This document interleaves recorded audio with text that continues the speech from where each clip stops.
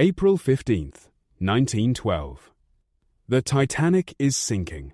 The only thing standing between 700 survivors and total silence is a wooden box, a brass key, and a language made of dots and dashes.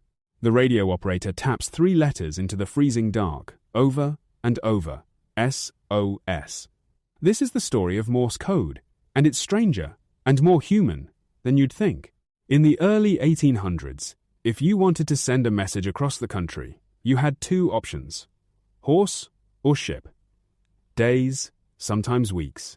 In 1832, an American portrait painter named Samuel Morse is sailing home from Europe when a passenger starts talking about electromagnetism, the idea that electricity travels down a wire instantly. Morse becomes obsessed with one question: why not send messages that way? There's a painful reason this hit so hard.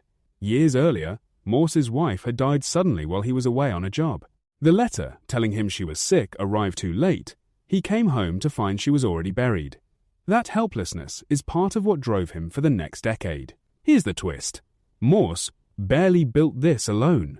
He partnered with machinist Alfred Vail, who historians now think engineered much of the actual technology, and possibly the code itself.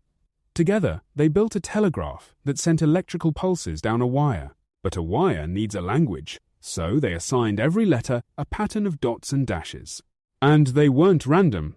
Legend says Vail counted letter frequency in a printer's type trays and gave the most common letters, E and T, the simplest signals, 1 dot, 1 dash.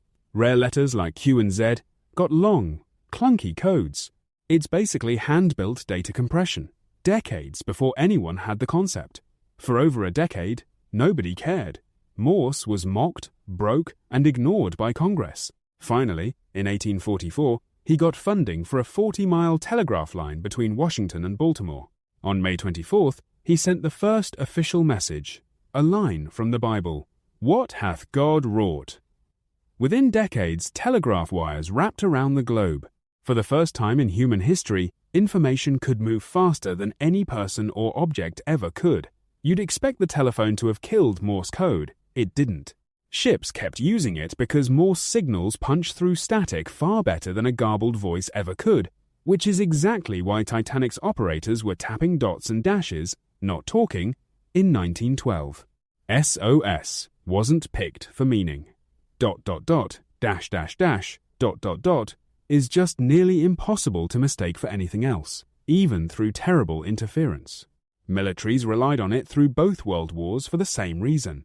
Skilled operators could send 20, 30, even 40-plus words per minute by hand, fast enough that veterans could recognize each other's personal tapping rhythm, like recognizing someone's handwriting.